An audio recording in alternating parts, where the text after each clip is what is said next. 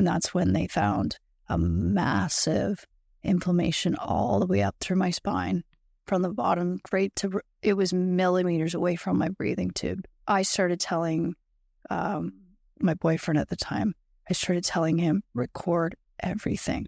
I will put my finger that I can't move on the record button. So legally, I'm recording it, not you. And record everything. We're going to record everything. When a doctor or nurse comes into the room, we're recording it because I know what this is from. I know exactly what this is from, and no one's going to believe me. Mm-hmm. So I mentioned my COVID shot. I gave the dates. I gave all the information. And I did get a recording of a neurologist before I had all the work rule outs, like ruling out cancer, ruling out MS, ruling out infection, ruling out COVID, all that stuff. He said, this is before they ruled out any tumors. He said, my gut is it's not a tumor, that it's caused by the vaccine.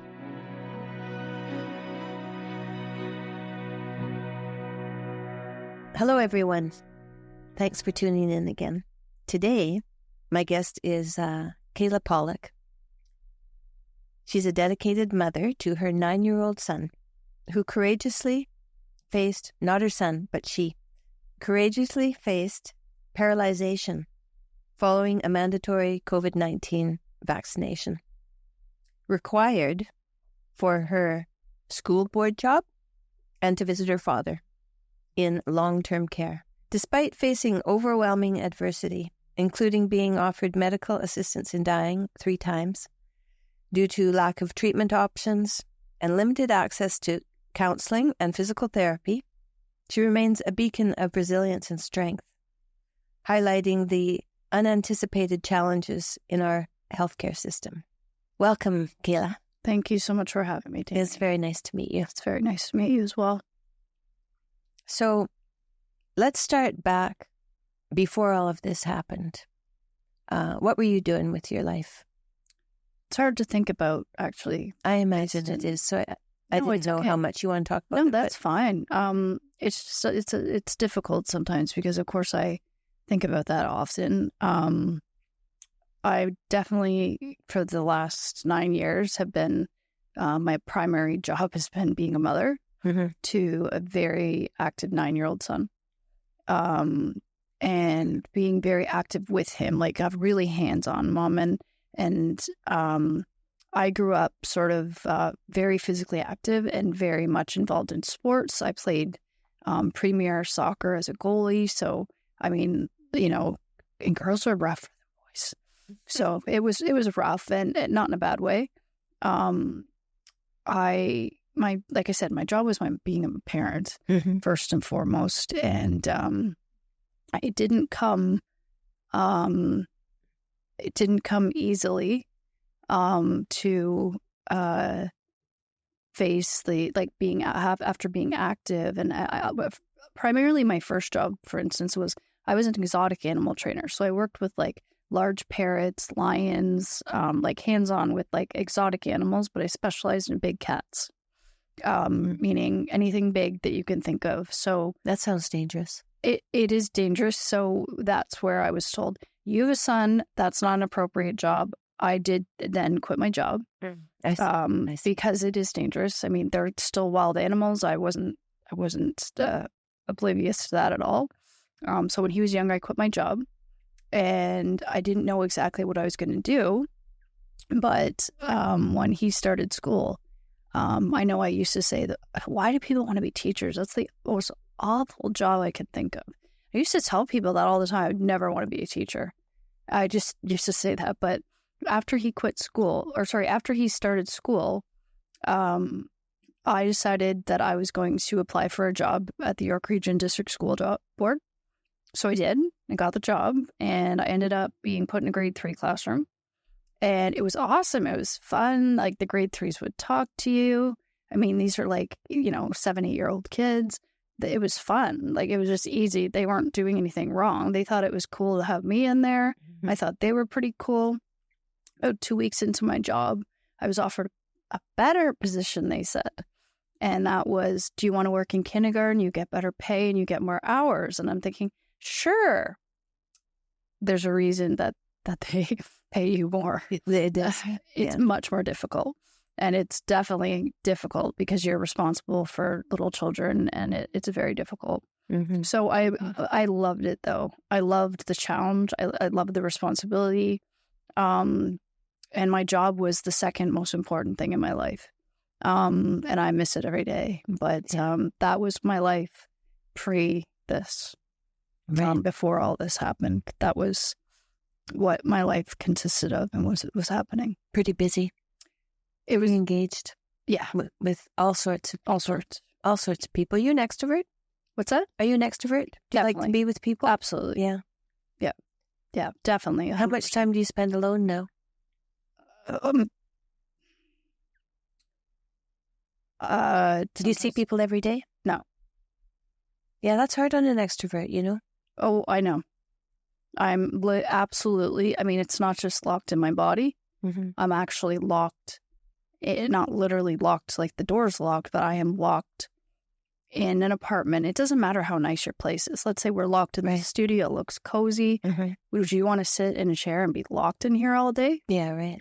And when you can't. With nobody else. With nobody to talk to. Yeah. And the only people that you can talk to are the personal support workers that come in. And you're sometimes so depressed that you just don't even want to talk. Mm-hmm. I mean, depression is hit hard with this. Yeah. As I imagine it would with most people. Yeah. But especially, like you said, with an extrovert. Mm-hmm. I used to do public speaking. I used to do like major things. Like one of my highlights of my life was being on stage with Caesar Milan, the dog whisperer. And when was that? How long ago? That was in 2010. And there's 19,000 fans there. Caesar Milan, the dog whisperer. Yeah. I mean, what was that like? Everybody knows who he is. Well, I remember find out if you don't know. Sitting at one time at home. Mm-hmm. I don't know who I said it to. I said, I'm going to kiss that man one day. And I did. Oh, is that right? No, and I went on stage with him. I did my bit with my dog, and he kissed me right in front of everybody on the stage. I have pictures of it. My son hates them. But he just gave me a big kiss on stage, and I'm like, wow, like, wow, that happened. Like, I couldn't even believe that I was there. I don't know. When I set my mind to something, it's just seems to happen. If I really set my mind to something. Why do you think that is? Is there divine intervention? Oh, yeah. I just also, I don't know. Other than, like you said, divine intervention, but I also work very hard. Like when I set my mind to something, I don't put yourself into it. I put myself in all 100%, and I try very hard to not look so much at the obstacles, but look at the opportunities around them. Right. Look for the detours. Look for the road. Instead of taking the road, maybe there's a path that other people haven't taken as much. You're still doing that, I imagine. More than I ever wanted to be. Right. Yeah. Right. Having faced paralysis due to the mandatory vaccine, how have your perceptions towards the healthcare in Canada changed? To be honest, they haven't changed at all. Okay. Not at all. My experiences with the healthcare system started when I was 10 months old. So I grew up with, I for my first 10 months of my life were spent with a mother who had 6 children with 6 different fathers. Oh, yeah. She was a crack addict. Oh, dear. And also multiple other drugs. And CAS, Children's Aid Society, intervened. And I was, like I said, an infant of 10 months. And when they put me in my foster home, you have to go for a mandatory medical. And they found that I had twist breaks and dislocations, cigarette burns, skull fracture, and they had all occurred at different times. So obviously that was not the life that I was meant to live. Right. But unfortunately, when you have a mother that does that to you, you become, regardless of people thinking that you don't remember that, your body remembers it. And my trusting ability is terrible. So I had attachment disorder, which is a disorder, as you know, where how did that play itself out? I was just so afraid to be attached to anyone. Felt like everyone would leave. Right. A lot of times they did. Yeah. It was very difficult on me. Were you in one foster home? I was actually in one foster home, luckily. Yeah. I was adopted by them. Yeah. But part of my attachment disorder was I couldn't attach. And so even though they were the most wonderful parents ever, I didn't know that till I became an adult. So I thought they were terrible. So I left home at 13. Then I ended up back in foster care and became a Crown Ward, so Ward of the State. And I had a very difficult life. I had a life of being, a country person who was then put into the city and I was the only white person in my group home. And, I got picked on a lot and bullied because I was white. And then I was pretty much the only white person in my school. So I experienced a lot. But as far as the healthcare system, I also, when I was 11, was diagnosed with type 1 diabetes. Oh, and that's why you're checking your sugar. That's right. So the healthcare system is not what I would have thought hearing about Canada. We hear that we have the most incredible healthcare system in the world, that we have free healthcare, that it's just such a great place as far as healthcare. And I've experienced some pretty awful things in healthcare. I've seen people die beside me. I've experienced, waiting for 12 hours when I'm like on the edge of dying. I've had a cardiac arrest while I was in the hospital. And that was due to I had become an alcoholic. Oh, I see. And so I had to overcome alcoholism. Oh, I see. Which thank God I did. But I went through a lot of challenges. But my perceptions of the healthcare system are that it's only gotten worse. Obviously, the pandemic gave us a huge shortage. I don't think the government puts enough into healthcare. I have the question, since I've been told that I'm going to end up in long-term care, and that is a real possibility, because if there's no one to come and I can't afford the services that I need, which cost about $50 to $100 a day, then I end up in long-term care. And I am 37 years old, and I have an active mind, and I can't imagine it's essentially living in a hospital for the rest of my life. And that scares me. Yeah. And it haunts my thoughts every day. Do you know much about it? Oh, yeah. My dad died in long-term care. Oh, yeah. And I was during the pandemic. Yeah. Right. And I do. I know quite a bit about it. And I also know the state of our long-term care crisis. And right now there aren't beds either. I see. So I have a son, as you know, and I could be sent, thanks to Doug Ford, I could be sent anywhere in the province. That's true. So I could be sent to... That's not just in Ontario either. No. I could be sent to, let's say, somewhere like, I don't know, where, somewhere really far in Ontario. But even 200 miles away would be too far. My son would never see me. Yeah. And I'm a mother. Yeah. He's 9. Yeah. And right now he comes over, obviously, and we cuddle and we snuggle, and there's affection and love. And to think of losing that from everybody around you, imagine being in a bed all the time where nurses come and maybe help you if there's enough of them, but you're not ever getting human affection ever, because I don't have any family except for my adoptive mom, who visits me once a week or every other week sometimes, and I have a adopted sister that I see infrequently, but that's it. There's nobody that comes to that's it. There's not. Right. I don't have the support and the family that a lot of other people have that help them deal with the conditions. Most people look at this video and they say, well, she looks fine. She's in a wheelchair. I can't push the wheelchair. She's in a wheelchair. There's lots of people that are like that.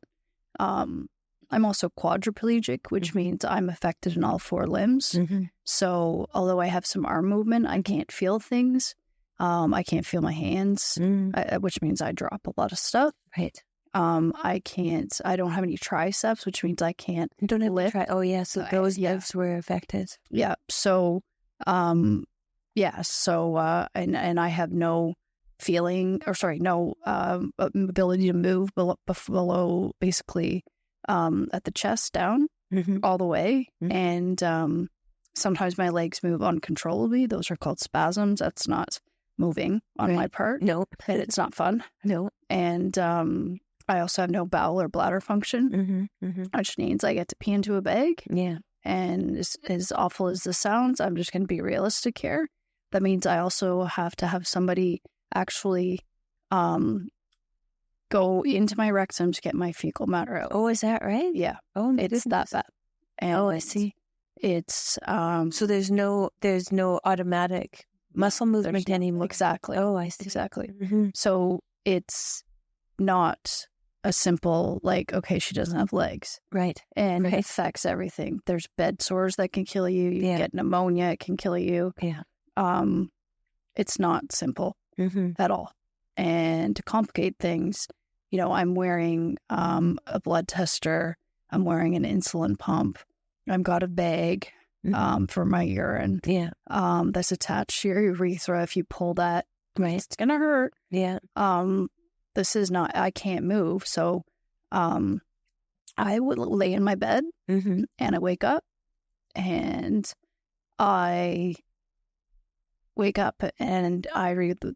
that morning of February 22nd when I became paralyzed every single time I wake up, because I go, okay, you are paralyzed and there's no one here.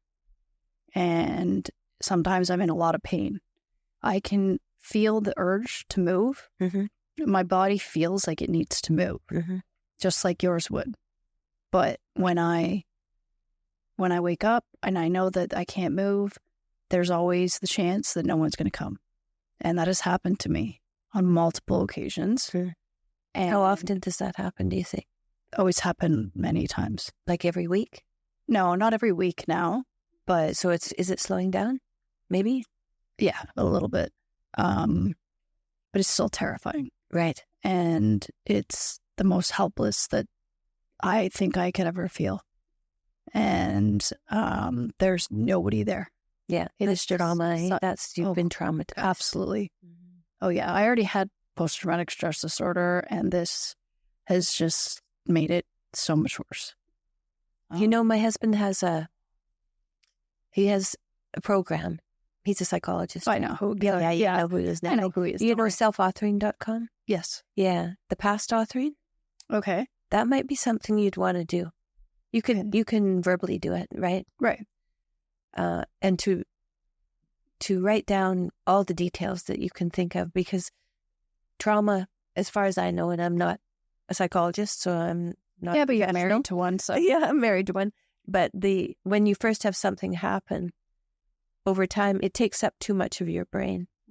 And so then it's triggered in all kinds of situations. But if you write it down and specify it as much as you can, like the more detail, the better, it goes so that it's only in a specific place. And then it's not triggered so much because it's exact. Well, I am writing a book. Okay. And so of that time. Oh, yeah. And those are the... Good idea. Yep. And I wanted to not just help. It has nothing really to do with just the vaccine. I also wanted to help other people that are living through just being quadriplegic. Maybe they got into a car accident, whatever they're going through. I don't just want to help people that are vaccine injured. I want to help people that are living life like I am, or families that have caregivers that have massive burnout. Even parents with children who don't get a break ever and just want to give up and sometimes have suicidal thoughts because their life is just taking care of someone that is so sick and they think this is the rest of my life. There's something that needs to be done for caregivers. And I definitely want that to be something that I do something about. When did you start writing this book? I had the idea of writing it right away. Mm-hmm. I knew. Is that right? I knew I was meant to do that. Actually, one time I was really upset and I kind of cried out to God and said, why am I like this? Why did this happen? And it was automatically, I didn't hear a voice. I didn't hear anything. It was like, I just said to myself, you already know. You already know exactly why this happened to you because you're not afraid to speak. You already have those skills. You didn't lose your voice and you were stripped of absolutely everything to understand more. That gives me chills. About that. Mm-hmm. And you are meant to speak about this and you're meant to write about it and you're meant to help other people. Mm-hmm. And I knew right away. Mm-hmm. That being said, I did nothing about it. I'm like, yeah, I'll get to that. And then about a year later, my son came to me and he said, Mom, you have to tell your story because what if someone else is like you and they're afraid to talk about it? Or afraid to think about it. Even. Well, afraid to talk about it is what he said. Yeah. And then he said, and you could help them. Mm-hmm. And when you hear that from a child, whether it's your own child or any child, it's just, why is he thinking like that? And I knew he was right. Mm. But when my son says, Mom, this is what I think you should do, I already knew that's what I should do. So I felt again like, I see. Maybe God's speaking to you through the mouths of babes. Yeah. And saying, you need to do this now. And so I sat him down and I sat my family down and said, I'm going to speak out, but I need you to know that I believe that this is going to become a worldwide story. I believe that I can picture like doing exactly what we're doing. I described exactly this, mm-hmm. like sitting down for interviews, right, traveling, right, which I just did. Mm-hmm. I didn't describe who the people would be that were interviewing me, mm-hmm. but I described this. I described going all the way. Like this was not going to be small. Yeah. And I said, there is going to be good, but there's also going to be a lot of negative, and I don't know the balance. So I need all of you to know that while some good of this may come, I'm not sure how I'm going to take the comments on the internet or take people. I don't know how I'm going to take that. And I don't know if it's going to be ever directed at anyone else. And everyone said that they were in support of it, especially my son. Mm-hmm. And that was when things just started to happen. I went public with my story, mm-hmm. The Canadian Independent, the news article, mm-hmm. and that's where it started. How many interviews have you done? A lot. Yeah. Yeah. I think I got an email one day, and it was a producer saying that they work for Dr. Drew, and I'm like, I don't think so. This was very, very soon into my story, and I'm like, I don't think this is real. I think this is someone just joking with me. I wrote back to them. It actually was real. So I went on Dr. Drew, which I found like, I watched him as a kid on Teen Mom, I think, is where I first saw him. Mm-hmm. Wasn't a big fan at the time, but I was just watching that as a drama show. He's in a different role now. But I did do that interview, and then I thought, okay, well, this could help. And unfortunately, that interview didn't really help as many people as I hoped. In that, I do get a lot of emails saying, thank you so much. You're so strong.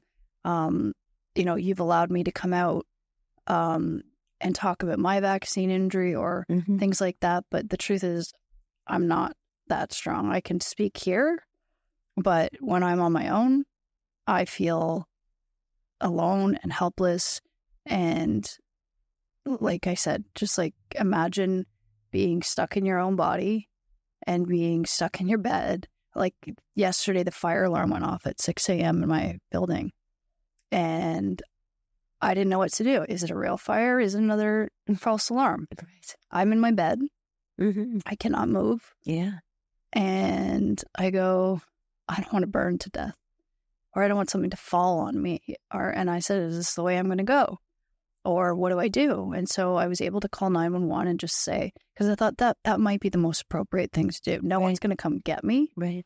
And they Just said, no, that's the right thing to do. Yeah. And they said, okay, are you at this address? And I'm like, yes. And they're like, well, that's the only one with the fire alarm going off. And I'm like, I can hear the fire truck sirens.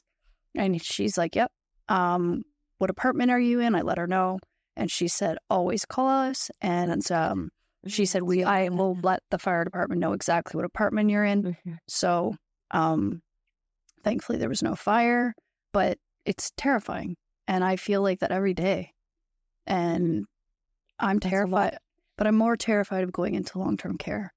I am more terrified because it just reminds me, it reminds me of, think about that 10-month-old girl Mm-hmm. that was alone where no one was helping her. Yeah, yeah. Right. So it takes you back to that attachment. Yeah. Or that unattachment. It just also makes me think that the world doesn't care. And that's really sad for all of us. I think that's so sad. I know there are people that do, but in my life, personally, nobody except one person has come forward, and that one person is so burnt out. Mm-hmm. And that's where I want to help caregivers. Right. Because the most unfair thing is watching someone else suffer because you're suffering, and watching someone else be so burnt out because of you. And not, how do you not feel like a burden? I know I've talked to a lot of people who are paralyzed, and I would say 99.9% of them say I feel like a burden. Right. Even the happy ones. Oh, yeah. Even the happy ones. Well, that's what causes, I think that's what causes suicidality, is feeling like a burden. Yeah. And I've definitely That's one of the experienced reasons. that. Yeah, I've definitely experienced You've that. been there. Oh, yeah, absolutely. What stopped you, do you think? God. Yeah. That's it. That's it. That's what I would suspect. I don't know that there's anything else that can help, actually. I mean, through, I guess a person can come up, but then there's God in that too. Yeah, that's exactly. I just, sometimes I pray for a person, and one time I remember just praying, like, I can't do this. I need some more help. And then I got this strange Facebook message, Mm-hmm. and I was like, it was somebody named Andrew, Mm-hmm. and he said that he knew he was so-and-so's uncle from Mason, my son's Mason, Mm-hmm. his class. And I'm like, okay, well, this seems normal because he mentioned like my son's class. Yeah. So when he told me whose uncle he was, I'm like, well, she was in my kindergarten class twice. And like 2 years, because you have junior, kindergarten, senior. Mm-hmm. So I've known her for 2 years. And she's in my son's class right now. So apparently my son, who's very open about everything, which is awesome, told his friend about what was going on with his mom. And his friend told her mom, who then called her brother, so the child's uncle. Yeah. And he happened to be the president of Veterans for Freedom. Oh. Right. So then Veterans for Freedom, they said, is there anything you can do? So Andrew and I spoke on the phone. I let him know kind of what was going on. That's when we did the interview with Canadian Independent. And then from there, things just started to momentumly move forward. Oh, that's beautiful. There has been quite a stall. Mm-hmm. Originally, I was raising funds for a service dog Mm-hmm. and a wheelchair vehicle. Mm-hmm. And people don't realize a service dog for someone like me. Oh, it's a companion too. Well, it's not just that. It's the price. People don't realize. Oh, I see. Normally, they're covered. Mm-hmm. But all of Canada and North America's lists, Yeah. they're all shut down. You can't even get on the waiting list. Well, what are they doing with all those animals then? Because don't they have animals trained? They do, but there are already people who are on the waiting list, and COVID shut down all that. So all the service dogs that were ready to go, they all got washed. All the service dogs that were next in line, they all got washed. What do you mean washed? Washed as in they couldn't become service dogs. They might have trained for 2 years of their life and been ready to go. Yeah. Guide dogs included. So all those dogs got washed. Unbelievable. I mean, they go to good homes, but that's not the point. No. All the next They're dogs not going line, into service, though. Exactly. They got washed. It was terrible. Mm-hmm. It's a big... Because they want to be in service. And now there's more people that have been traumatized by the pandemic in different ways and want them for post-traumatic stress disorder or whatever it is. So even veterans can't get service dogs right now. Oh, dear. In Canada. Like, it doesn't matter. What a mess. It's a mess. Such a mess. So your only option is to pay out of pocket. Mm-hmm. Now, a guide dog can cost about $85,000. Okay. Now, people are like, why would you, why? Their training is extensive. People have no idea. I used to work in the industry, so I know a lot about that. Mm-hmm. But they are the smartest, best. I mean, most of them fail because the standards are so high. Right. I mean, thank God they're not people and they don't know that they failed. They just get to go into a happy human home and they have no idea. Yeah. But you know, they are one of a kind, and they are bred to be guide dogs or service dogs. I mean, the work that goes into them, it's so many hours. So I was hooked up with a foundation that's Canine Foundations that was able to I was able to pay them for the service dog using funds that people knew they were donating towards getting the service dog. And she's doing great. Her name's Storm. She's doing wonderful. The only concern is I feel so guilty now that this dog has cost me $65,000, and that's below budget. And now I'm thinking I shouldn't have done it, because I should have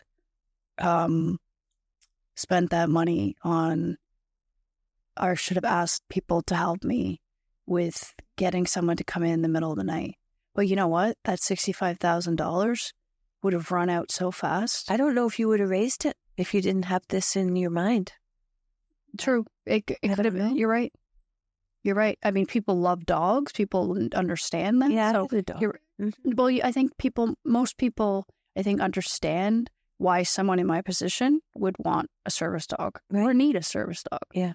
And so I think a lot of people were more willing to give at that time based on the fact that it's a dog, and people were rooting for it. Mm-hmm. And of course I would give updates, and then, you know, my social media would go crazy with the updates. People love the updates. So where is the money then?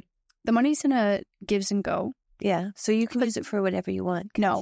Oh, okay. When you raise money, the responsible thing to do. Yeah. You don't want to, let's say I'm raising a Gives and Go and I say it's for a service dog, and then I go buy a Lamborghini. Yeah, well, but you know, of course, I can't even get into a Lamborghini, but my son wishes that's what we spend the money on. Yeah, like, it's sure not that much money, honey. Sure he does. Oh yeah, that's what he wants, but no. But they would understand if you decided you want somebody for night service instead. It's when you raise the money and you ask people to donate, you're responsible. The responsible thing to do is provide receipts to show where the money's going. Yeah. And to show that you actually spent the money on what you said you would. But those people they want to help you. Yes. That's really why. I suppose in that case, if you were donating your own money towards a service dog, and then I decided to spend it on a wheelchair van, you might not have donated the money. Perhaps. Maybe not. Well, you'd have to ask, I guess. So, and you can't. Because you can't. There's small amounts by multiple people. Right. So it would be impossible. Right. So I did go through with the service dog. Oh, okay. Do you have the service dog? Not yet. She's not quite ready. She's close. But then I guess the next step to that is that I was trying to raise money for a wheelchair vehicle. Yep. And it just isn't happening. Oh, it's not happening. Oh, so the money is it's just not coming in. I see. It's just hit a real stop. What about a night person? I would love to raise money for that. Why don't you try that and see if that goes? Because sometimes... I have looked at doing all those things. Oh, you have? They ended up having to, Veterans for Freedom ended up having to help me start an actual corporation. Okay. So there's a corporation that I now have called Operation Kayla. So OP Kayla. Mm-hmm. And it is a legal for-profit corporation, which means all the money goes into the corporation. And then it is dispersed only by another person. Right. So that means it goes to what it says it goes for. Right. It's all legal. It's all bills and receipts on the record. And that's the way that things had gone. But it's just, I need help. And I feel like I don't understand how my story gets all around the world. I've received emails from all different countries. I mean, countries I didn't even know existed sometimes. Right. But I can't get help in my own community. Right. You know, I don't understand. No, I've Give, Send, Go. Is that worldwide? No. So what I did is instead of doing Gives and Go, all that money got filtered into the corporation. Oh, okay. Okay. And then what we did now is we just did a website. So like you go to www.opkayla.com or .ca. We have both. And you can donate all different currencies all worldwide. And you can use that money for whatever is necessary. Yes. That would be Yeah. But unfortunately, things have slowed down. Big time. And so how much of this book have you written?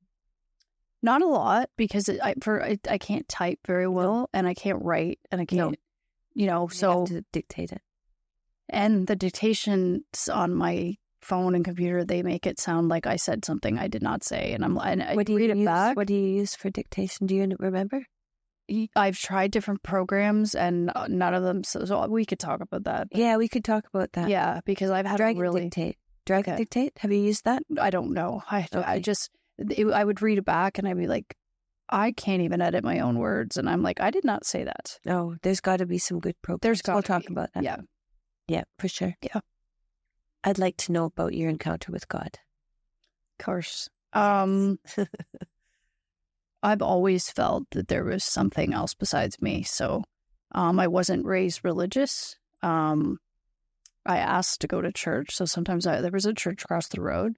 I sometimes went to the church, but I didn't really understand. I was young. My son's father is religious, so I always went to church with him. And we had been raising my son that way as well. And so I've had to answer a lot of questions, and sometimes answering those questions make you think a lot, because when a question comes out of a child, whether he be 5 or, he would say, how do you know that God is real if you can't see him? And I'm like, well, I can feel him. And he would ask me, like, where? And I'm like, well, I don't know how to explain it. It's like love. You can't see it and you can't touch it, but do you love Mom? And he's like, yeah. And I'm like, well, how do you know? He's like, well, I feel it. And I'm like, well, how do you feel about God? And he's like, yeah, I feel that too. And I said, well, that's the answer. And then it makes you think about it yourself. You go away and you think about it later. And so my encounter with God was either there's 2 ways to look at this when this happens to you or any trauma. It's either you're going to start hating God. Why me? I hate you. There's no God. How could God let this happen? Or you're going to turn to God. And my immediate reaction was to turn to God and say, help me. And to, like I said, why did this happen? Like, what is the purpose here? Yeah. If you didn't kill me or have me die all the times that I could have died in my life, why am I here and what is the purpose? Because that could have been an easy exit point. I could have died and that would have been God's plan, but God's plan wasn't for me to die. And so what is your plan and how do I find it? So when I said, like, what is the purpose? Like I said, I didn't hear a voice, but it was like, why did you ask that? You already know. And so that's something. That's what happened.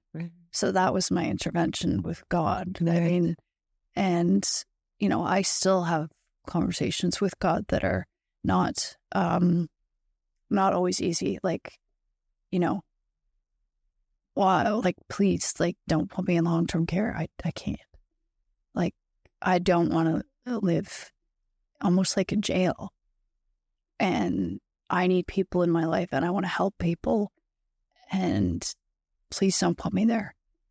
But, you know, caregiver burnout is a real thing. And all of my care ends up on one person and there are no breaks. I mean, that's a tragedy.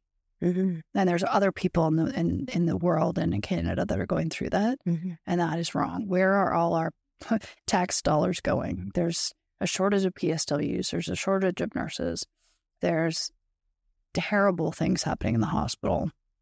I mean, where are these tax dollars going? What's going to happen when all the baby boomers need to go into long-term care? Not all of them, but some of them. Where are they going to go? That's right. Because we don't have long-term care beds now. So where are they going to go?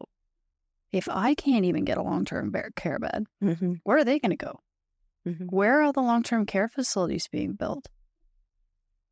I don't know. Do you? No. I think that's very concerning. And any baby boomer or anybody over the age of any age, this could happen to anybody. No, everyone thinks they're invisible. I did. And, you know, it doesn't take a COVID vaccine. You could get hit by a car tomorrow, right, and end up like me. And you need to worry about that. And prepare for it. Yeah. You need to worry about our healthcare system. You need to worry where your boats are going, because you need to make sure that money is going to go into things that you might need. Right. You need to really think about, you know, about that, because it could be anybody. It could be your child. Do you want your child messed up in the healthcare system that is terrible? You think about your children and then think about voting, because a wasted vote is not good either. I mean, I have a shirt on that says politics ruins everything, but it's just a feeling I have, because it's just, I never wanted to be a politician. And my best grades in school were always in politics and business. But that did not mean that I ever wanted to become political. That's funny. I always kept my mouth shut when it came to politics. Right. Always. And now I have something to say now, don't you? I speak mostly about politics. So this is just sort of like funny. A joke. It's actually Viva's shirt, kind of. Oh, is it? Yeah. Oh, okay. But he has one, so he sent me one. So it's just sort of funny, but it's not. It's meant to be a joke, but it's a dark joke. It's a dark joke because honestly, we need to take politics very seriously. Yeah, we each have to do our part, because look what's happened to politics. Because look what's happened to Canada. Been doing that. Yeah. I mean, I have to worry, and so do you, about if this bill goes through, if we're going to be considered hate speech right now. That's right. Are we talking about hate speech right now because we're talking about the COVID vaccine, what it did to me? I mean, you have to worry, I have to worry, your husband has to worry. There's a lot of people that have to worry. Everybody has to worry. Well, everybody who's speaking out. That's anybody who's speaking about anything important needs to worry about possible jail time. How much jail time? We don't know. No. That's terrifying. Yeah. I thought we lived in Canada. That is a terrifying place to have a child, a young 9-year-old child. If you have the bravery to have a child and you find out what the grace that nobody tells you though how scary it is to have a child and to have to leave, like put them in the world. Nobody prepares you for that part. They prepare you for the diaper changes and all this. Nobody prepares you for how terrifying it is to worry for your child. Yeah. Well, we used to trust our system. Yeah, right. That trust is gone. Yeah. Largely, through education, to government, to healthcare. It's pretty broad. It's very broad. It's very broad. It's bureaucracy too. Yeah. It's terrifying. But thankfully, he has a very tight-knit church group. He has a huge extended family, so he doesn't have a lot of family on my side. Because you need community. But his father and stepmom, both of their families are actively involved, and he has much church life. He's been at the same church for his entire life. My son's father's been at the same church for his entire life. And that's 43 years. Sorry to say your age on TV. That's a long time. So I'm glad he's got the community and he's got a good school. His stepmom teaches at his new school. Oh, yeah. So he's had someone at his school all the time. Oh, nice. Yeah, he asked me once if I'd work at his high school, but I don't think he's going to want that. I don't know. He might. I don't think so. I don't know. My son, even in high school, he was still very kind to me. Oh, he's always kind to me, but I don't know. Yeah, he might. But unfortunately, I can't work anymore. I can't get to work. It's not that I couldn't work, because I can't get anywhere. No, you need a vehicle. And I can't get anywhere anyway right now. So it's jail. Right. It's jail. And this is the only thing I can do. Aren't there wheelchair taxis? No, not where I live. Oh, okay. You live in the city? I live in the city. Yes, there are. Yeah. Right. Few and far between, but yep. Right. I don't have that option. Right. How There's not wheelchair Ubers. People in the community you live in? I don't know. Because I grew up in the town of 2000. So okay. And we had no taxis. Yeah, there's taxis, but they're not wheelchair accessible. No, they're not. None of the roads are wheelchair accessible. There's all sorts of that problems. My little town didn't even have pavement, so we had a lot of potholes. Well, that's how I grew up. I grew up exactly like that, on dirt roads and horses and grass, and those are my best memories. And sometimes I have a hard time wanting to remember them because it's traumatizing to remember how good things were and how bad things have gotten and how I got here. Right. So I don't know if you want to get into that. That's the juicy stuff. That's the juicy stuff. Yeah. Yeah. Yeah, I bet.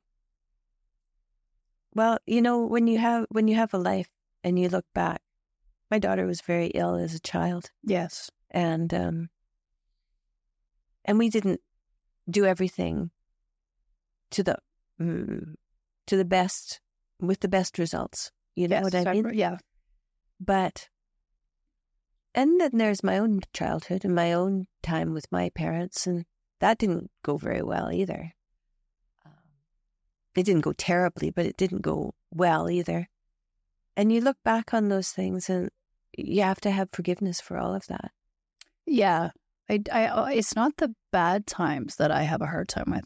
It's the good times. It's thinking back to loving to fall asleep in the meadow and thinking and just going out with the Clydesdales and just hanging out with them.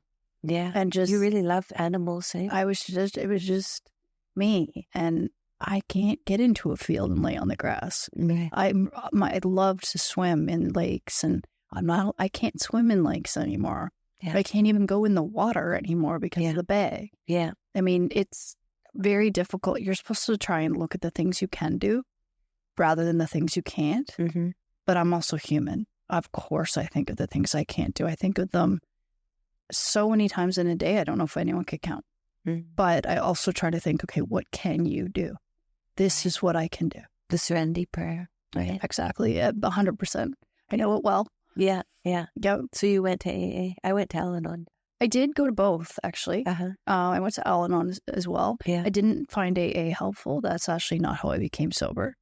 But Al-Anon I found very helpful. Yeah, relationships. Eh? Yeah. And because my mother was an addict. Okay. Right. I didn't grow up with her, but I did meet her. Yeah. I mean, I did, eh? Oh, yeah. I met both my birth parents. How old were you when you met them? I met her when I was 22. Okay. And first thing I saw her do was down some Percocets. Yeah. And then after that, I should have known better, but I just wanted her to love me so bad. Right. That she took me to a friend's house, and her friend's house, they were smoking crack, in front of children that are younger than my son. Oh, yeah. And it just traumatized me. And so when I tried to distance the relationship, she broke into my apartment, sold everything inside, and I had to call the police.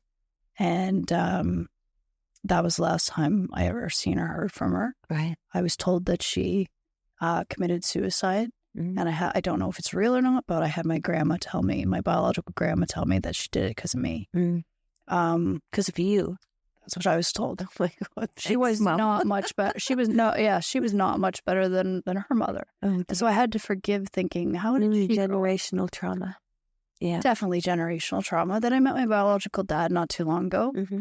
He was awesome. I've loved him. He was really, really great. We had 3 years of a really good relationship. And then when this happened and I became paralyzed, he left with no explanation. I've never seen or heard from him again. Yeah. When things happen, you find out who's going to stay and who's not going to. And unfortunately, and you don't know who that's going to be. There's 2 people. Right. That's it. And that's better than none. Yeah. But one of them is on the verge of not being able to handle it and leaving. Right. And the other one, I barely see. So I'm terrified of having no one. And sometimes I know that God is like, you're supposed to depend on me, not people. And so I keep thinking, God has always put someone in your life, but at the same time, it's very difficult to, go back and forth and just continue to try and think that way because I'm scared. Do you have a nurse that comes by regularly? I have a nurse, but I don't always need her. Right. I don't have the services I need. That's not her fault. Right. But I need services daily at the same time, and they don't provide that. And that's a big problem. So, what kind of services? Like emptying my bowel. Yeah. And the nurses don't do that. They do it, but they won't do it at the same time. And also if you don't go in a certain amount of time, yes, they're like, bye, which means you could end up with an accident. Oh, yeah. It's when you're in rehab and as a quadriplegic or a paraplegic, they tell you something called bowel program. So you go at the same time, at the same amount of days. Geez, that would be a miracle. You know what? If and most people can't, but actually most people that are paralyzed have a success. It takes a long time. Right? Yeah, wow. They can train you can train your body. Right. My son has been trained that way. It's like, 7:00 p.m. I know where he is. Right. He's on the toilet. Yeah. Right. No, it's a good practice for little kids, especially. He just does it. It just happened. Yeah. And I always ask him. He's like, I don't go to the bathroom at school. Okay. Right. I just wondered how he did it. But anyway, they use laxatives and stimulants and things like that to try and help you. Yeah. Magnesium. No, they use like laxative and stool softeners and all these things because when you're not moving, your food doesn't go down properly, and it's a big mess. So you're supposed to go at the same time every day to avoid having accidents. And if you have an accident and you have a tube in you, you're going to get massive infections. And when you're diabetic, there's a good way to die. I see. And it's not a good way to go. I see. So I can't afford that. No. So I have to have all that burden put on that one person in my life. And that is so unfair. You need like 2 people per. Well, I have one person that is not a nurse doing it. Right. And that one person is absolutely exhausted. The other problem is at nighttime. Yeah. I have to be turned or I'll get bed sores. So I have that one person in my life that goes to bed at sometimes 10 p.m., wakes up at 1 p.m., turns me, empties my bag, prays that I don't wake up with pain and have to move me again, then wakes up at 3:40 a.m. to go to work, works all day, comes home at 6 p.m. to help me, and the whole night is spent getting ready for me to go to bed. That is very unfair. There is zero light, and that person has become suicidal themselves. So dear, because it's just too hard. Yeah, right. It's just too hard, and there's no help, and that person feels very alone too. And there should be help through healthcare. There should be, but I don't even know if "should" is a good word to use anymore. Try to keep it out of my vocabulary. I see. Yeah. I took dialectical therapy, behavioral therapy, and they would always say, don't use the word. Is that right? Oh. Yeah. It was like the S word. Oh, I see. Because things are what they are. Yeah. And they are. Okay, you can't expect anything more than. Yeah. Right. Yeah, fair we enough. can change them. We can Fair change them. Yeah. But saying it should be that way can sometimes lead you to think into a darker place. So Good point. Yeah. It's something I learned and I try to pass on to. Yeah. Good point. Yeah, my son, things like that. Right. Yeah. So thanks for that. Yeah, no problem. Oh, yeah. You were offered medically assistance in dying. 3 times. 3 times. By 3 different people or the same person? Who suggested that? 3 different people. Okay. I don't want to specify exactly who the person was or that's right. anything, just because I still have to go back to that hospital, and that's scary. And I would still have to go back to certain floors. Right. And that's also terrifying. So when I first became paralyzed, for instance, when I got to the ER, I was paralyzed from the neck down. I woke up that way, February 22nd. The day before it'd just been your legs, right? Was it the day before? No, I was fine the day before. I walking. It was family day weekend. Oh, I thought that it bothered your lower body first. It did, but that was weeks before. Weeks before. Yeah. So the day before, we had celebrated family day weekend. We were out hiking with the dog, all sorts of things like that. What had happened to your legs at the beginning? I just fell, and I've had an epidural, so I know what being paralyzed feels like. Right. And I'm like, I feel like I'm paralyzed, and my legs are just not working. Huh. But then 20 minutes later, I would get up. So I had already figured that this was neurological, and I let my doctor know that. And unfortunately, getting a neurologist in Canada could take a year or more, even if it's that serious. Right. So, and our hospital system says, well, just come back when it's happening again. Because I would get up and walk fine, and there was no pain. Well, that's a neurological symptom, I imagine, though, that it comes and goes. But they don't give you an MRI or a CAT scan for that. They tell you come back when it happens again, or that anyway. So when I came in completely paralyzed from the neck down, the doctor told me that this was in my head, right? That it was a psychiatric issue.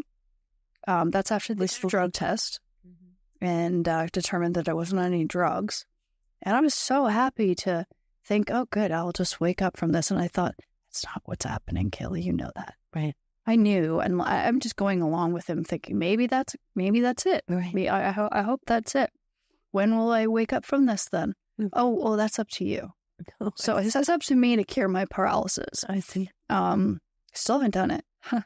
But anyway, another doctor came along and said, I think there's something seriously wrong with you. I don't think this is in your head. I will take you immediately to an MRI machine if you want. I have a radiologist at home on standby, ready to read your results right away. Do you want to go? I said, absolutely, let's go. And that's when they found a massive inflammation all the way up through my spine, from the bottom it was millimeters away from my breathing tube, which meant I could have been on a ventilator for the rest of my life. Right. Or unable to speak. Oh, dear. I mean, millimeters. They gave me a bunch of steroids at the next day. The doctor, I started telling my boyfriend at the time, I started telling him, record everything. I will put my finger that I can't move on the record button. So legally, I'm recording it, not you.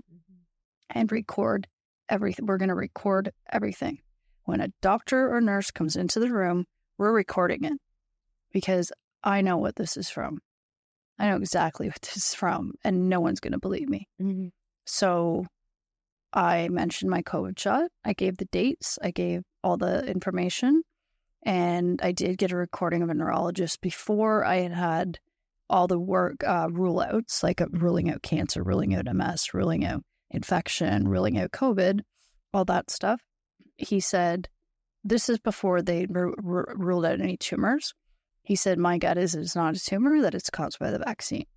So I got that on tape. I also got another doctor on tape, an audio recording, and it's in my medical files that it was a result of the COVID-19 shot. But, yeah, I was able from the steroids to very slowly. And I mean, it was horrible. I couldn't feed myself. I couldn't do anything.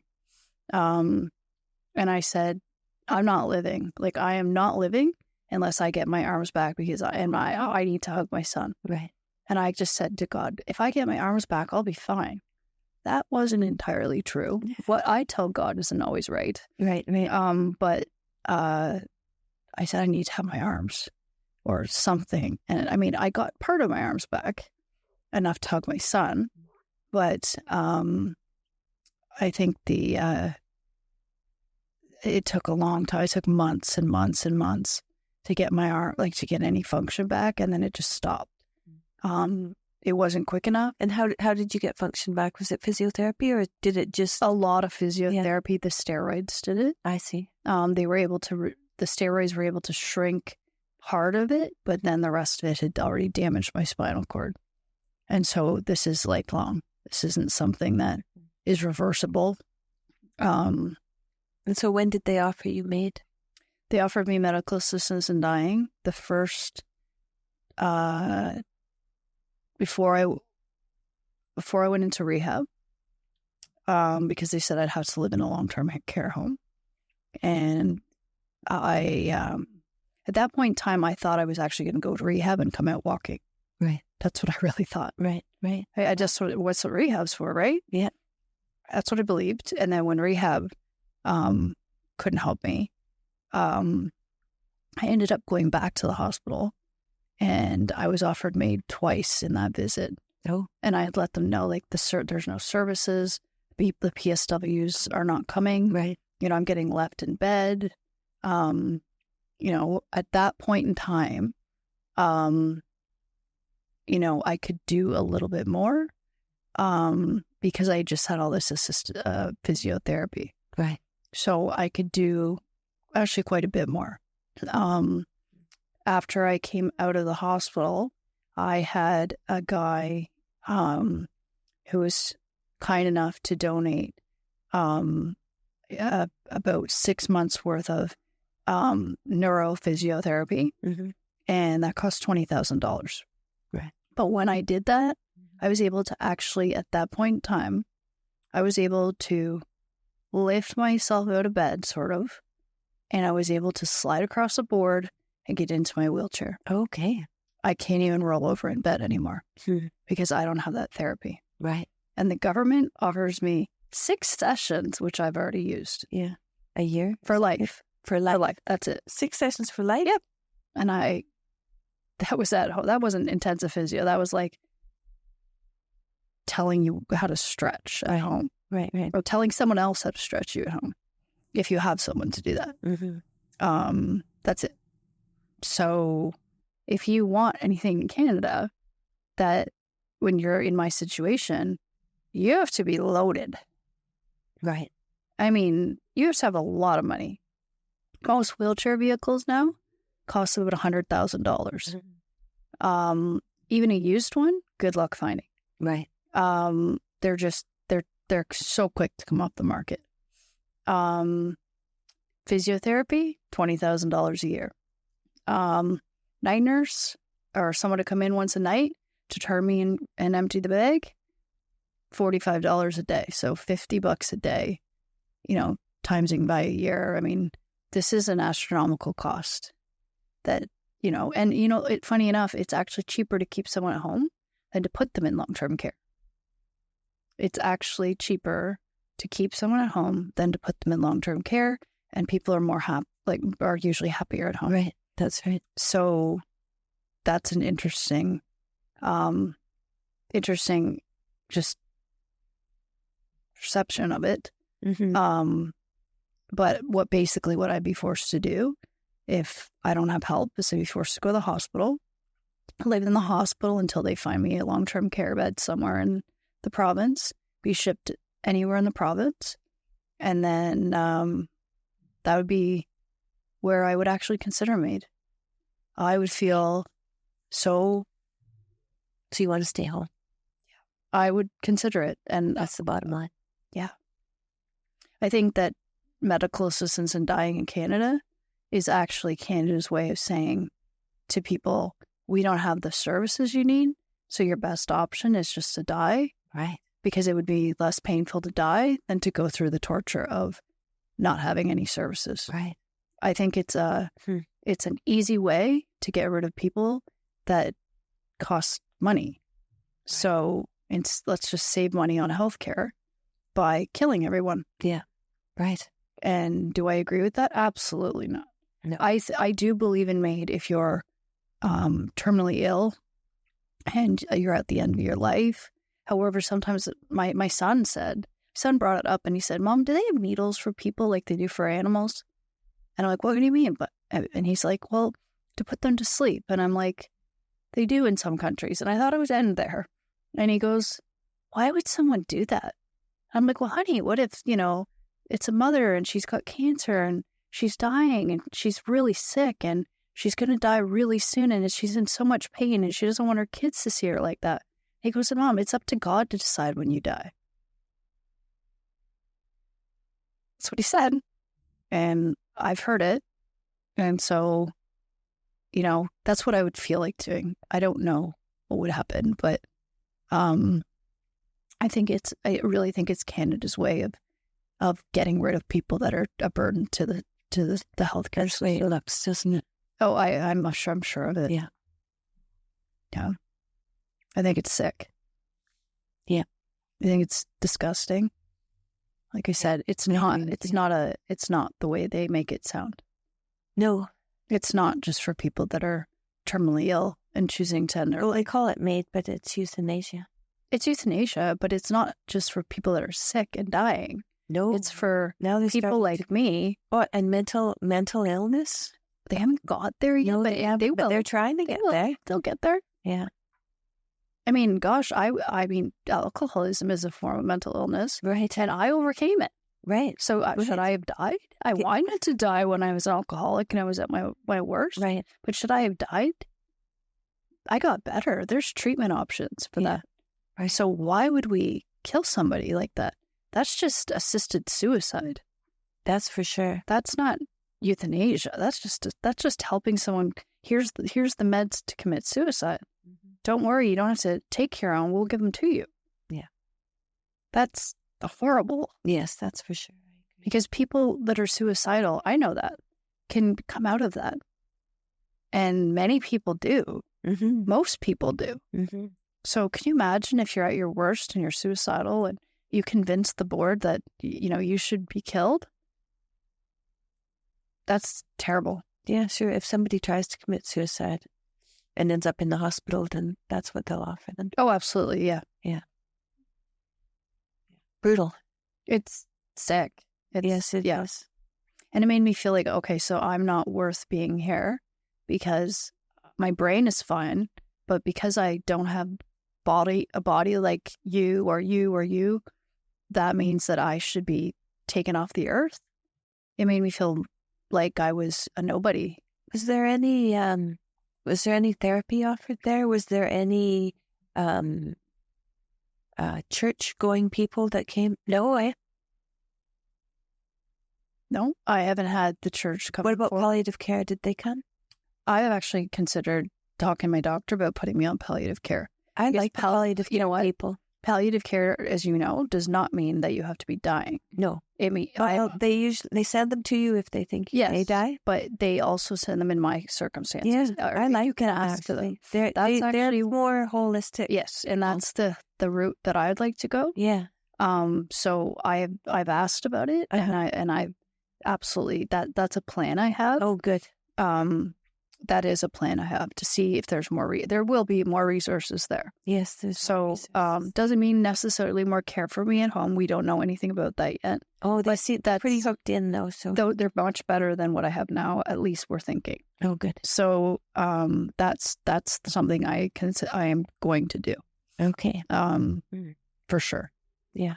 But my sister's a palliative care nurse. Okay, that's why I'm I mean, not because of that, but I looked at it. I looked at the Ontario government's the definition of what you need to be to get in. Oh, I see. And I'm like, I meet this criteria. Oh, wow. And so 100% meet this criteria. I had palliative care when I was really sick. I for a while until they were sure that I was going to live. But boy, I really liked what they offered. Yeah, that's good to know. Yeah, I can't even remember what it was they offered. You know what? But I really liked it. I remember I really liked it. Well, that's good. Yes. And look at you now. Yeah, right. Right? Yeah. So obviously they didn't just say, okay, we're going to help you die. No, that's right. If they did, then they didn't do a good job. Yes, that's you know. right. That's I mean, they did a terrible job of killing you, didn't they? Yeah. So I think you look pretty good to me. Yeah. So yeah, still kicking. You are. Yeah. You are. I can't kick, so I don't know. Punch. Yes, maybe. No, I don't know about that. But yes, that's definitely something I've considered. Yeah, good. Well, you've mentioned about where the money is going, and it's going to sex changes for people for this trans ideological disaster. It's gotten way out of hand. Mm-hmm. You know, I realize that there are people who, you know, have that legitimate problem, but it's a very, very small percentage of people. So yes. It's a contagion that's just gone wild, especially with young women. Yes. I actually asked my son, has anyone at school or any teachers or anyone ever talked to you about this? And he said, no, not me. But the other grade 3 class, they got spoken to about it. Oh, is that right? But he knew that. Oh, he knows. And he said, why would someone want to do that? And when I had to explain everything, he's like, they would cut off their penis? And I'm like, yes. And he's like, why? And I'm like, because, and I explained to him that sometimes mommy might have been at risk for that because she didn't fit in. And if you feel like you don't fit in and there's a group of people welcoming you with open arms, it's like this essentially what a church could be doing. If I had a church group to go to, I would have gone there, right? And instead, there's a group, and like you said, there are definitely people, and I'm okay with that. If you are legitimately, gay or lesbian or whatever you identify as at the time, like, not at the time. If you actually, like you said, a very small percentage. Surgery for any of those people. And giving, children that did you know what you wanted when you were 13? Were you in good thoughts when you were even 16? Like, puberty, we're all confused, not about necessarily our sexuality, but about everything. Even if it's your sexuality. Fitting in. And if all your friends are doing it, then I understand, but the fact that there's billions of dollars being spent to make more rainbow flags and to pave the streets, that is not me saying that if you're gay, I won't welcome you and I won't treat you the exact same way. That is me saying that the money is not being spent properly. Why are we spending billions of dollars? There's no flag for straight people. I feel like now we're the minority because the government in terms of funding. In terms of the funding, yes. Yeah. I mean, I worked in the education system, so I don't know. At our particular school, that wasn't happening. But I mean, it only takes one person. I don't know. That wasn't like I said, it wasn't an issue. Yeah, for my son, tiniest of children. But thankfully, I've spoken to my son, and he knows. He knows, like, mommy will love you no matter what. But these are, he knows. I'm very open with him about those things. Good. Yeah. So good. He understands, and he will come to me at this point in his life anyway. Yeah. I imagine if you're open with him, there won't be a break in that. I hope not. No, I can't see it, really. No, I hope not. My kids are in their 30s now, and even Michaela, with all of her troubles, she never hid away from me. That's great. Yeah. Well, I think he even asked me for dating advice. Not that he was planning on dating, but he even said to me, like, Mom, I saw this YouTube video that girls don't want flowers. They just want to be hugged and loved. Is that true? And I'm like, well, honey, both things are kind of true. Girls do just want to be hugged and loved and listened to. But it would also be nice to have flowers every once in a while. Yeah. So I explained it to him. I'm like, why? Are you planning on asking someone out on a date? He's like, no, I just wanted to know. I'm like, okay. Oh, that's cute. So I was I'm like, he came? Yeah, that's very cute. Yes. That's very cute. So your son missed 2 years of school, as it did all kids missed 2 years of school during the pandemic. How has he, has it changed? Do you think it was detrimental for him or was it okay? We were very lucky. So we had me working at his school. That's how his stepmom is a teacher. Mm-hmm. And his father was, in my son's word, mean enough to make him redo the curriculum because his stepmom just grabbed the curriculum and his father made him over the summer do math and all this terrible stuff. And my son thinks is a terrible thing his father did, which was wonderful. So he had to redo the entire curriculum on his summer, on his time off. And he did the virtual stuff. I mean, one time, I remember sitting on the virtual thing with him and the teacher cut out and all the kids are just going crazy. And I said, want to see something funny, Mason? And he goes, okay. And I said, watch, Mommy's going to pop her head on your screen. Because I work at the school, they're all going to think I'm checking in on them. Watch. I just pop my head in and they all just silence. And I'm like, there you go. Classroom done. It was just great. And I'm like, I'm not even near them. And I think it's great. It's funny. Yeah. He did think it was funny. But it was a mess. That was all a mess. Yeah. However, he personally didn't suffer the same as other children because he was made to do the curriculum over again. Mm-hmm. So he was already behind. Yeah. Just because of some difficulties. What about wearing a mask? Did he have to wear a mask? Oh, yeah. Yeah. But it was a mess. I worked in kindergarten. Most of the masks were on the floor. There's probably more diseases coming off the mask from being on the floor. Yeah, or it's like some kid would be wearing someone else's mask. Yes. An absolute. You think of 5-year-old children. Yeah. And I was supposed to be responsible for all 30 of them. And they're like, Miss P, I can't find my mask. And I'm like, what does it look like? It has rainbows on it. Okay, just check your bag for. Yes, that's okay. Whatever. That's funny. I don't think in kindergarten that was why. I don't think so. That's funny. Good joke. But or they would say it's blue, and I'm like, okay, can you get another one from your backpack? And then they go to the back of the room, and they're there for 45 minutes, and it was a mess. It was an absolute mess. Yeah, it's bad enough to have to corral the kids without that. It was funny in some ways because this is definitely not helping with disease control. No, and they were all fabric masks, and oh yeah, fabric it was masks. Just so silly. And wash them. Yeah. Yeah, and we all had those. And the kindergarten kids are blowing their nose, and it was a mess. It was a mess, literally. Yeah. It was a mess, and they were all over the floor, And I wonder now. I see these protesters, and they're wearing the masks. I've noticed. Isn't that? I don't know. Ironic. I'm not sure what to say. I don't know what. I don't have a comment or a word or. Shocking, maybe is the only thing.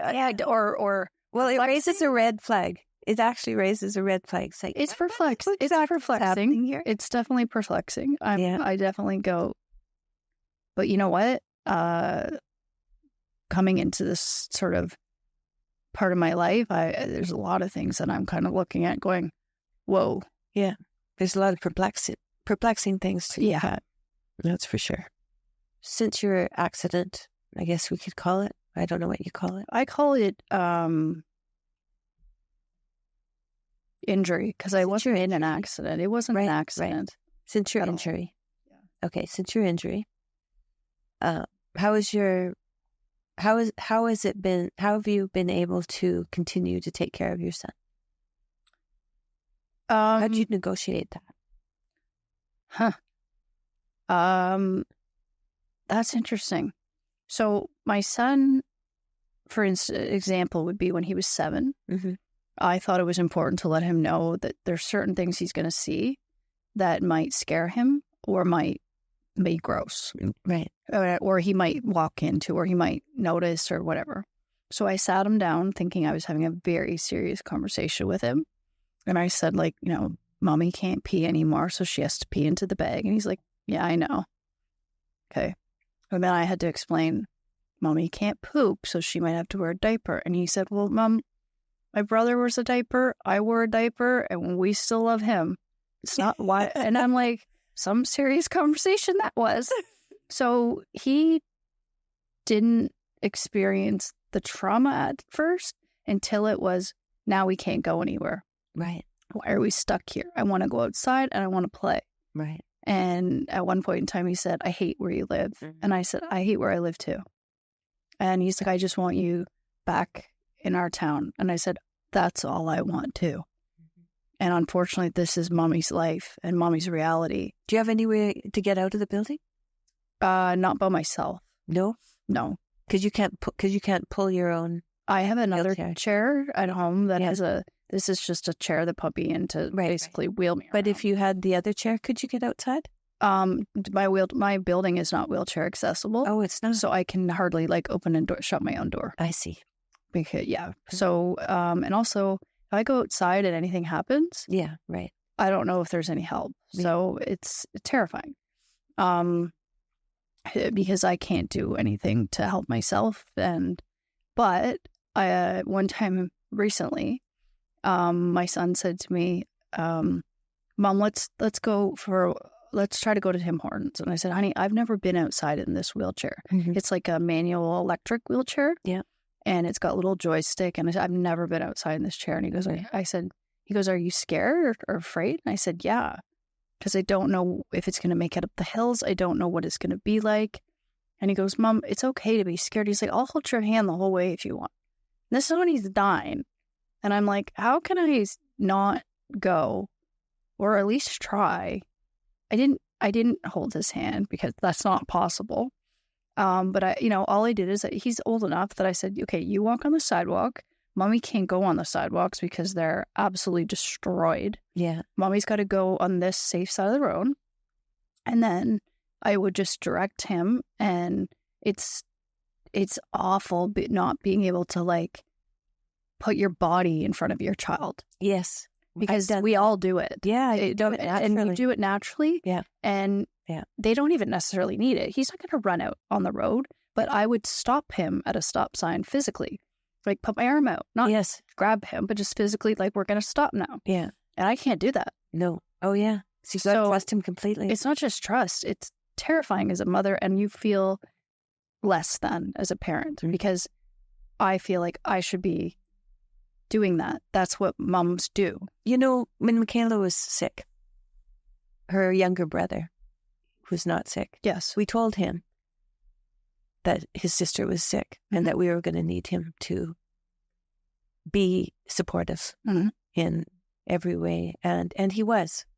He was. And when she had her ankle and her hip replaced when she was 17 and he was 15, he came home after school. 15-year-old came home after school every day. Yes. And supported her. And so I don't know, kids, and he's a good man. He's a good man. I've heard a lot about both of them, and I've listened to her podcast as well, and listened to you speak to her and her speak to her father, and I really admire that. And he kind of stays more. He's a musician. Yeah, and he's a little more under the spotlight, but that's okay. That's different. Well, yeah, that's what he wants. Yeah, and I think that kids, they like responsibility. You don't want to give him too much. No, but he also. It's interesting because now I never wanted him to feel like he was supposed to take care of me. Right. But he just does it. So my headrest fell off. And I'm like, if I was alone right now, how would I get that? Right. And why did it fall off? It's a brand new wheelchair.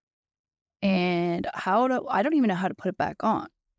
He's 9, and he figured out how to put it back on. Mm-hmm. And I was like, okay, we're just going to continue. And I'm like, okay, that was terrifying. And then we made it to Tim Hortons. And he pressed the wheelchair door. Oh, it came off while you were going to Tim Hortons? Yes. Oh, dear. Yes, that first time. Yes. So we made it to Tim Hortons. He presses the wheelchair doors. And I said to him, I'm not raising a man. I'm not raising a boy. I'm raising a gentleman.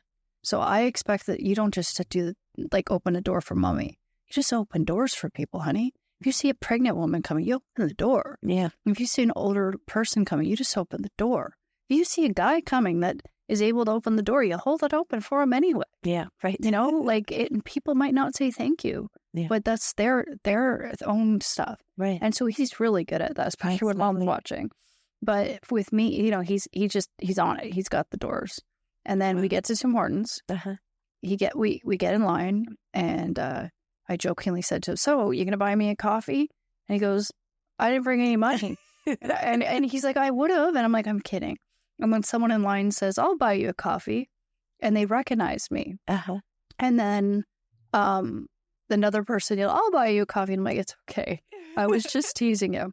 And so that was nice. And then my son goes and he gets a wheelchair accessible table on his own. He found one with a wheelchair sign. Yeah. And I'm like, "Oh, that's really smart. Thanks, buddy." And we go over to it, and mommy doesn't fit under the table. And he says, "It says it's wheelchair accessible. Why can't you fit under the table?" And I said, "Because it's wheelchair accessible for this type of wheelchair that I'm in right now, but it's not wheelchair accessible for other wheelchairs." And he's like, "Well, that doesn't make sense. Why don't they just make the table go up and down?" And I said, "Honey, that is something that you could invent one day. You could pitch to all these paid places, and you could make a lot of money doing that. You are so smart, and you are so aware that is brilliant. And you're right. That's all it would take." Right. Right. It's very simple. So he sees the challenges that I have to work with, and he works around them with me.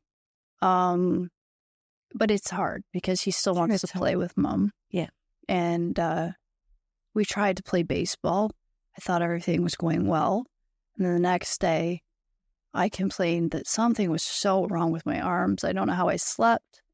Then we did it the next day. Then I realized this was physical therapy. But it was like, it was like a weightlifter going in for the first time and being like, "I'm going to lift 50 pounds all at once." It was excruciating. I'm like, okay, that's a bit much for mom, but we try to find things I can do. Oh, good.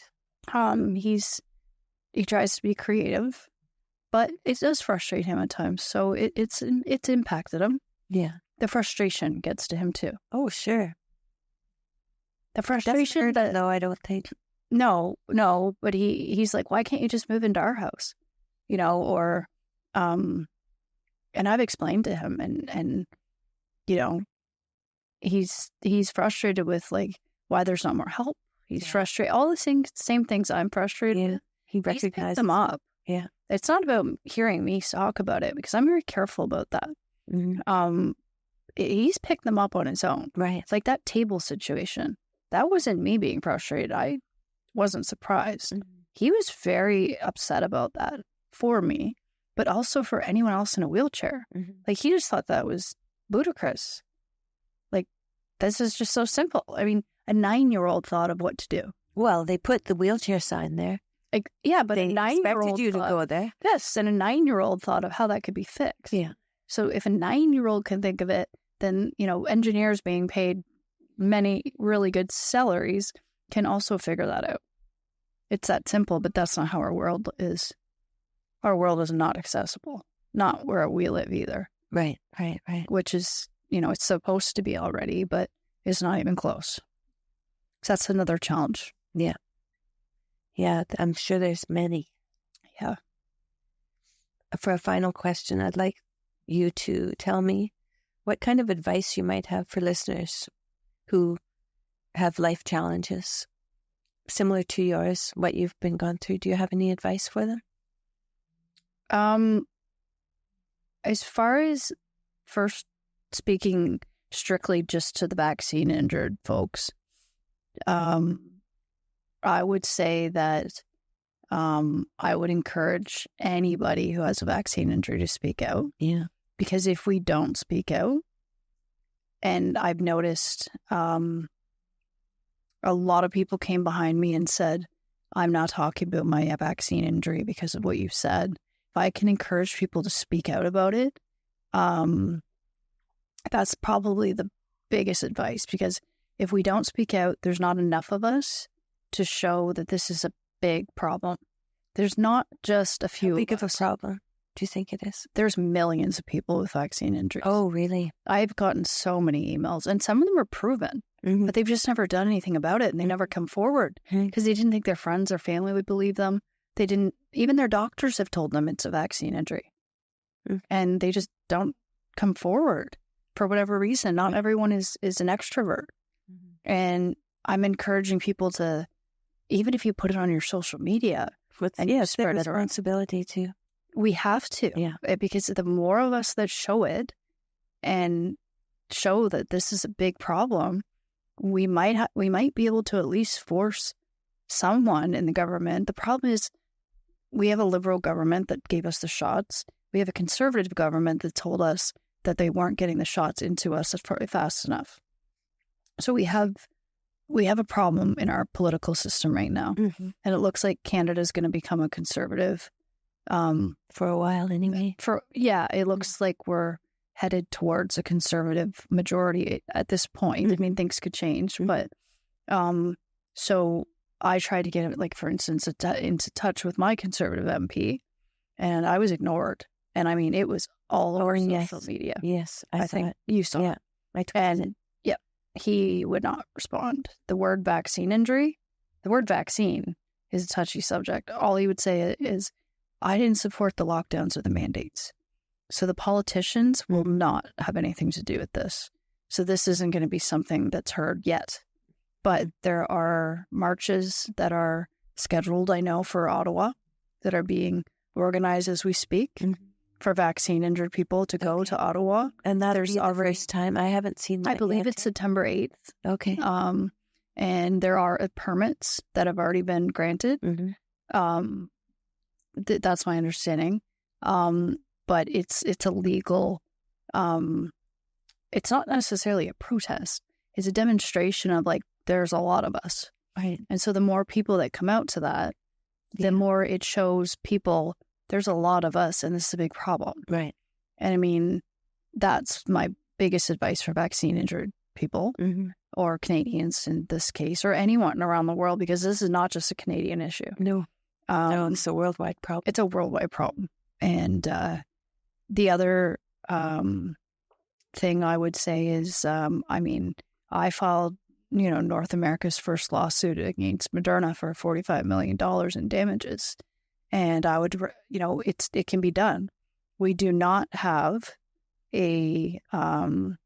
people think that there's like a ban on suing the drug companies, but that's not actually true.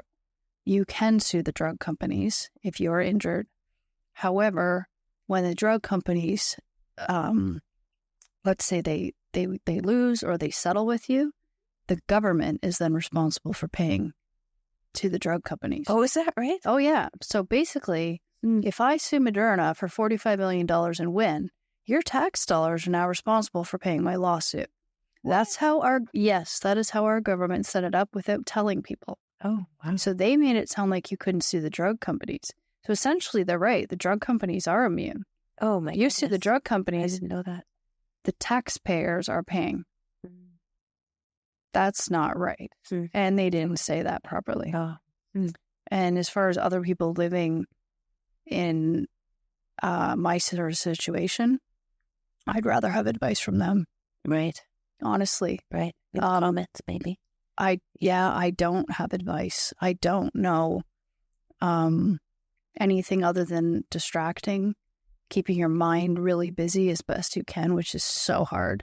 You can't just watch TV. No. I've had to dive into some really deep podcasts or dive into some really deep subjects to get my brain to really be stimulated.